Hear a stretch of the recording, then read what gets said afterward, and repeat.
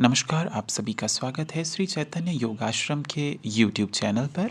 आज हम भगवत गीता के 8वें अध्याय के बारे में चर्चा करेंगे।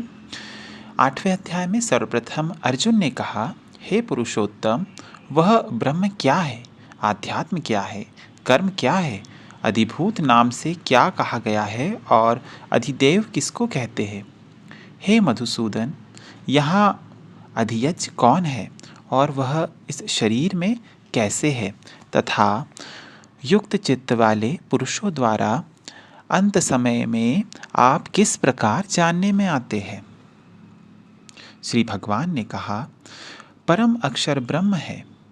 अपना स्वरूप अर्थात जीवात्मा अध्यात्म नाम से कहा जाता है तथा भूतों के भाव को उत्पन्न करने वाला जो त्याग है वह कर्म नाम से कहा गया है।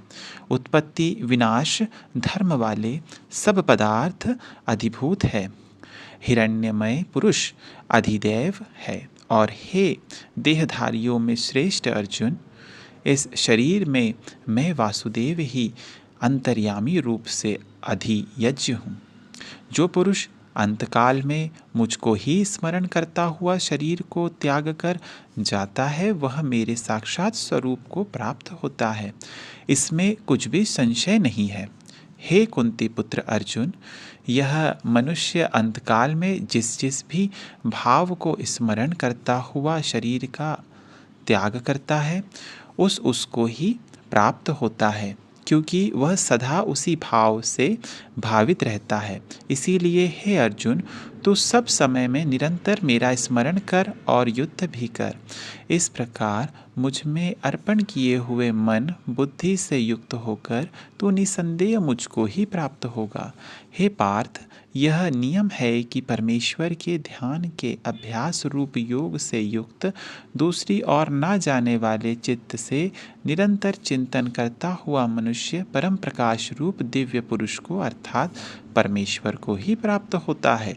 जो पुरुष सर्वज्ञ अनादि सबके नियंता सूक्ष्म से भी अति सूक्ष्म सबके धारण पोषण करने वाले अचिंत्य स्वरूप सूर्य के सदृश नित्य चेतन प्रकाश रूप और अविद्या से अति परे शुद्ध सच्चिदानंद घन परमेश्वर का स्मरण करता है, वह भक्ति युक्त पुरुष अंतकाल में भी योग बल से भ्रुकुटी के मध्य में प्राण को अच्छी प्रकार स्थापित करके फिर निश्चल मन से स्मरण करता हुआ उस दिव्य रूप परम पुरुष परमात्मा को ही प्राप्त होता है।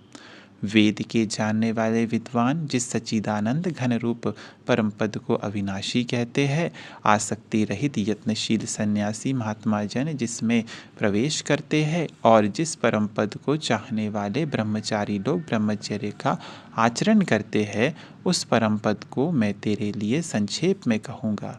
सब इंद्रियों के द्वारों को रोक कर तथा मन को हृदय देश में स्थित करके फिर उस जीते हुए मन के द्वारा प्राण को मस्तक में स्थापित करके परमात्मा संबंधी योग धारणा में स्थित होकर जो पुरुष ओम इस एक अक्षर रूप ब्रह्म को उच्चारण करता हुआ और उसके अर्थ स्वरूप मुझ निर्गुण ब्रह्म का चिंतन करता हुआ शरीर को त्याग कर जाता है, वह पुरुष परम गति को प्राप्त होता है। हे अर्जुन, जो पुरुष मुझ में अनन्य चित्त होकर सदा ही निरंतर मुझ पुरुषोत्तम को स्मरण करता है, उस नित्य निरंतर मुझ में युक्त हुए योगी के लिए मैं सुलभ हूँ, अर्थात उसे सहज ही प्राप्त हो जाता हूँ।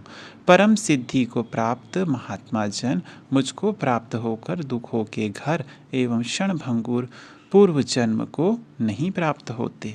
हे अर्जुन, ब्रह्मलोक पर्यंत सब लोग पुनरावृत्ति है, परंतु हे कुंती पुत्र, मुझको प्राप्त होकर पुनर्जन्म नहीं होता, क्योंकि मैं कालातीत हूँ और ये सब ब्रह्मादि के लोक काल के द्वारा सीमित होने से अनित्य है।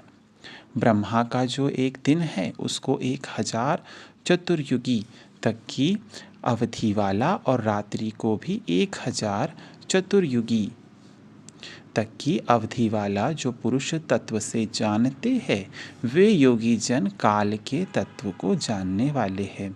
संपूर्ण चराचर भूतगण ब्रह्मा के दिन के प्रवेश काल में अव्यक्त से अर्थात ब्रह्मा के सूक्ष्म शरीर से उत्पन्न होते हैं और ब्रह्मा की रात्रि के प्रवेश काल में उस अव्यक्त नामक ब्रह्मा के सूक्ष्म शरीर में ही लीन हो जाते हैं।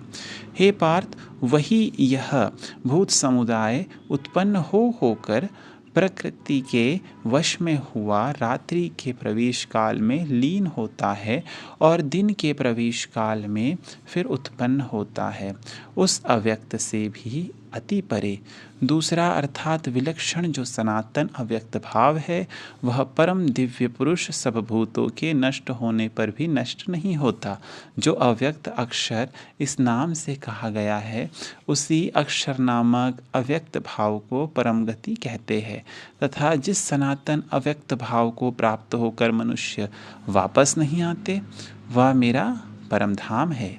हे पार्थ, जिस परमात्मा के अंतर्गत सर्वभूत है और जिस सच्चिदानंद घन परमात्मा से यह समस्त जगत परिपूर्ण है, वह सनातन अव्यक्त परम पुरुष तो अनन्य भक्ति से ही प्राप्त होने योग्य है। हे अर्जुन, जिस काल में शरीर त्याग कर गए हुए योगी जन तो वापस ना लौटने वाली गति को और जिस काल में गए हुए वापस लौटने वाली गति को ही प्राप्त होते हैं, उस काल को अर्थात दोनों मार्गों को कहूँगा। जिस मार्ग में ज्योतिर्मय अग्नि अभिमानी देवता है, दिन का अभिमानी देवता है, शुक्ल पक्ष का अभिमानी देवता है और उत्तरायण के 6 महीनों का अभिमानी देवता है, उस मार्ग में मरकर गए हुए ब्रह्मवेत्ता योगी जन उपयुक्त देवताओं द्वारा क्रम से ले जाए जाकर ब्रह्मा को प्राप्त होते हैं। जिस मार्ग में धूमाभिमानी देवता है, रात्रि अभिमानी देवता है तथा कृष्ण पक्ष का अभिमानी देवता है और दक्षिणायन के 6 महीनों का अभिमानी देवता है, उस मार्ग में मरकर गया हुआ सकाम कर्म करने वाला योगी उपयुक्त देवताओं द्वारा क्रम से ले गया हुआ चंद्रमा की ज्योति को प्राप्त होकर स्वर्ग में अपने शुभ कर्मों का फल भोग कर वापस आता है। क्योंकि जगत के ये 2 प्रकार के शुक्ल और कृष्ण अर्थात देवयान और पितृयान मार्ग सनातन माने गए हैं। इनमें एक के द्वारा गया हुआ जिससे वापस नहीं लौटना पड़ता, उस परम गति को प्राप्त होता है और दूसरे के द्वारा गया हुआ फिर वापस आता है अर्थात जन्म मृत्यु को प्राप्त होता है। हे पार्थ, इस प्रकार इन दोनों मार्गों को तत्व से जानकर कोई भी योगी मोहित नहीं होता। इस कारण हे अर्जुन, तू सब काल में समबुद्धि रूप योग से युक्त हो अर्थात निरंतर मेरी प्राप्ति के लिए साधन करने वाला हो।